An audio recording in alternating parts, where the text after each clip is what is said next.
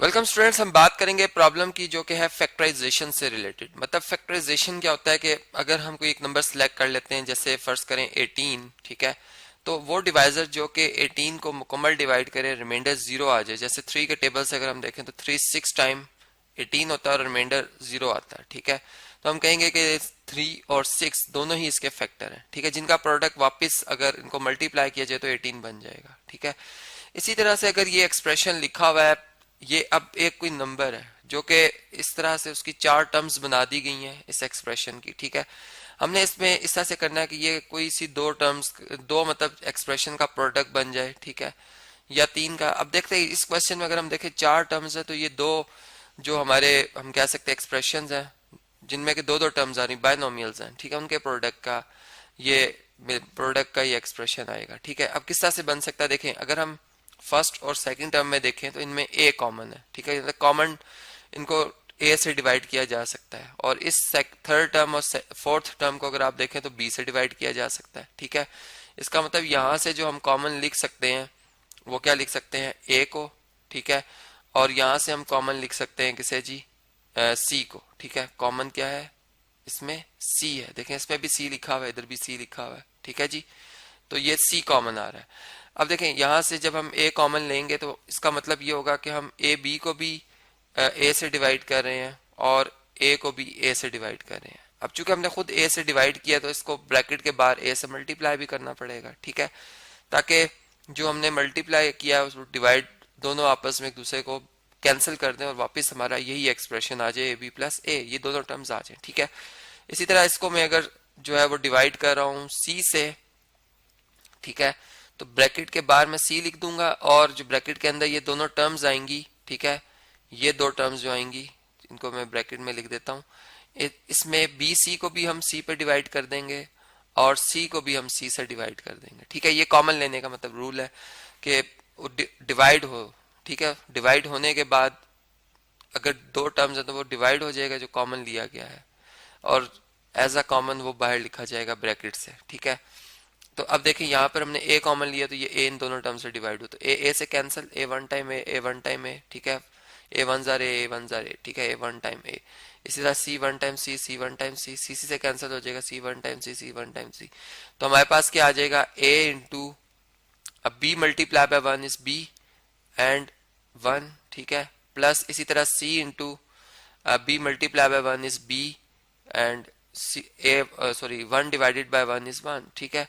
अब देखें, अब इन दोनों टर्म्स में अगर आप देखें तो बी प्लस वन इन दोनों में कॉमन लिया जा सकता है, मतलब डिवाइड हो सकता है इन दोनों टर्म्स पे। तो हम लिखेंगे कि इस दफा जो हम कॉमन ले रहे हैं वो ले रहे हैं किसे जी, बी प्लस वन को, ठीक है। तो हम ब्रैकेट के बाहर क्या लिखेंगे, बी प्लस वन, ठीक है, ब्रैकेट पुट करेंगे और जो फर्स्ट टर्म है हमारी ए इंटू बी प्लस सी, सॉरी ए इंटू बी प्लस वन, इसको हम किससे डिवाइड करेंगे, इसे हम डिवाइड कर लेंगे बी प्लस वन से, ठीक है, प्लस इसी तरह जो ये सेकंड टर्म है इसको यहाँ से कॉपी कर लेते हैं, चले ये यहाँ से कॉपी किया हमने और इसको भी हम डिवाइड करेंगे किससे, बी प्लस वन से। तो यहाँ पे भी आ जाएगा बी प्लस वन, ठीक है, और ये एक ही ब्रैकेट के अंदर। तो यहाँ पर अब हमारे पास जो रिजल्ट आ रहा है, चले इसको हम देख लेते हैं। यहाँ से B plus one time B plus one time इस तरह से कैंसिल हो जाएगा, B plus one one time B plus one one time. तो ये इस तरह से आप देखें कि ये बी प्लस वन, ठीक है, यहाँ पर हमारे पास ए इंटू वन ए रह जाएगा, प्लस यहाँ पर सी इंटू वन सी रह जाएगा। अब इसको अगर आप देखें तो ये प्रोडक्ट फॉर्म में आ गया है, ठीक है, और इनका अगर प्रोडक्ट लिया जाए तो वापस यही क्वेश्चन में जो एक्सप्रेशन लिखा हुआ है फोर टर्म्स वाला वो आ जाएगा। तो ये इसके फैक्टर्स बन गए, ठीक है। तो ये जो हम कह सकते हैं एज रिक्वायर्ड, मतलब वो जो हमने फैक्टराइज करना था ये हमारे पास वो आंसर आ गया, ठीक है। इसी तरह नेक्स्ट क्वेश्चन की तरफ चलते हैं जी। इसमें इस तरह से लिखा हुआ है कि 4x minus A Y square plus 4y minus A X Y, ठीक है। अब आप देखेंगे इस टर्म में अगर x है तो x वाली टर्म यहाँ पर लिखी हुई है, ठीक है, इनको रीअरेंज करते हैं हम, इस टर्म को उठाकर इधर शिफ्ट कर लेते हैं, ठीक है। तो ये 4x minus A X Y हो जाएगा, साइन नहीं तब्दील होंगे, ठीक है, सिर्फ जगह तब्दील होगी, माइनस ए वाई स्क्वायर और प्लस 4y, ठीक है जी। अब आप देखेंगे हमारे पास ये जो दो मतलब जो हमारे पास टर्म्स हैं और ये जो दो टर्म्स हैं इनमें क्या कॉमन लिया जा सकता है, ठीक है।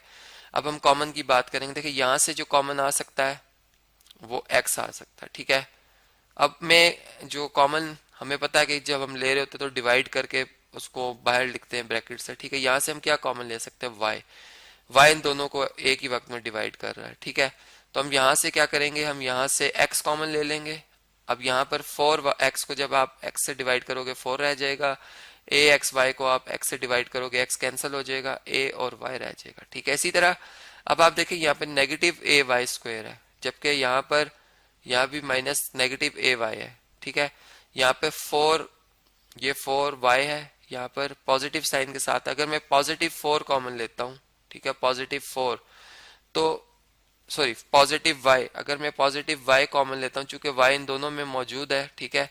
तो यहाँ से ये टर्म मैं पहले लिखूंगा क्योंकि प्लस वाली टर्म है, पॉजिटिव साइन वाली टर्म है, इसको मैं पहले लिख दूंगा। यहाँ पे 4 आ जाएगा पॉजिटिव साइन के साथ, और जो माइनस ये माइनस साइन आएगा, a और y² है, मतलब y 2 दफा आपस में मल्टीप्लाई हो रहा है और हमने एक y कॉमन लिया तो एक y खत्म हो जाएगा, एक y a के साथ मल्टीप्लाई हो जाएगा, तो a y हमारा रिजल्ट आएगा। यहाँ पर हम a y लिखेंगे, ठीक है।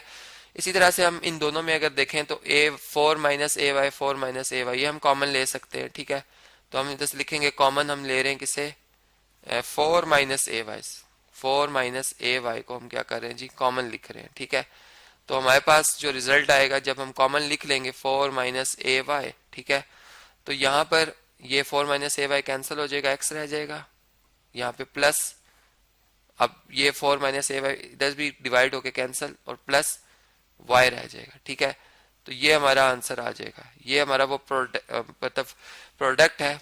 हम यूँ कह सकते हैं ये वो मल्टीप्लाई फॉर्म में एक्सप्रेशन लिखे जिनका प्रोडक्ट ये एक्सप्रेशन बनता है, ठीक है। तो ये हम लिख देंगे इसे एज रिक्वायर्ड, ठीक है जी। जो फैक्टराइज करना था वो आ गया। इसका मतलब अगर मैं इसको इस एक्सप्रेशन को अगर इससे डिवाइड करूंगा तो ये क्वोशंट आएगा, और अगर इस एक्सप्रेशन को इससे डिवाइड करूंगा तो ये क्वोशंट आएगा, ठीक है। और रिमाइंडर दोनों के केस में 0 आएगा, ठीक है। बात क्लियर होगी। अब देखें यहाँ पर थर्ड क्वेश्चन हमारा, इनमें हमारे पास ये 4 टर्म्स लिखी हुई हैं। अगर हम देखें तो इस टर्म में और इस टर्म में से हम अगर ए कॉमन लेना चाहें तो लिख सकते हैं, ठीक है। मतलब इनमें एक कॉमन आ रहा है, और अगर हम इन टर्म्स को नहीं सिलेक्ट करते तो हम यूं भी कर सकते हैं कि ये जो हमें 2 टर्म्स नजर आ रही हैं बी और ए बी, इनमें से भी हम बी कॉमन लिख सकते हैं। तो चले ऐसा कर लेते हैं कि इन दोनों टर्म में से हम इधर ही इनको रहने देते हैं, इनमें से हम कॉमन लिख लेते हैं बी को, ठीक है। कॉमन ले लेते हैं बी को, ब्रैकेट को थोड़ा सा मैं क्लोज लगाऊंगा जी, कॉमन ले लेते हैं बी को। और इन दोनों में 1 का टेबल आप जानते हैं कि हर नंबर के साथ 1 मल्टीप्लिकेटिव आइडेंटिटी होती है, मौजूद होता है, मतलब 1 मल्टीप्लाई बाय 1 और 1 मल्टीप्लाई बाय 1 मौजूद है, ठीक है। तो 1 हम कॉमन ले लेंगे, यहाँ से पॉजिटिव 1 कॉमन ले लेते हैं, ठीक है जी। तो ये जब हम कॉमन लिखेंगे ये इक्वल टू हमारा जो रिजल्ट आएगा, यहाँ से 1 कॉमन आ गया, ठीक है। और यहाँ पे क्या रह जाएगा, ये 1 टाइम, ठीक है, और प्लस ए रह जाएगा। जबकि यहाँ से जब हम पॉजिटिव बी कॉमन लेंगे तो ये बी जो ये कॉमन लिया बी इसको डिवाइड करेगा 1 आ जाएगा, प्लस ए बी को जब बी से डिवाइड करेंगे तो ए आ जाएगा, ठीक है। अब 1 प्लस ए ये कॉमन आ रहा है, ठीक है, ये हम कॉमन ले लेंगे। तो 1 प्लस ए को कॉमन लिखने के बाद जो हमारा आंसर आएगा, ठीक है, वो क्या आ जाएगा जी, यहाँ पर चले मैं प्लस का साइन सही बना दूं, तो ये आ जाएगा 1 प्लस ए, ठीक है। और अब 1 इधर रह जाएगा क्योंकि 1 प्लस ए डिवाइड हो गया, और 1 प्लस मतलब यहाँ से बी रह जाएगा।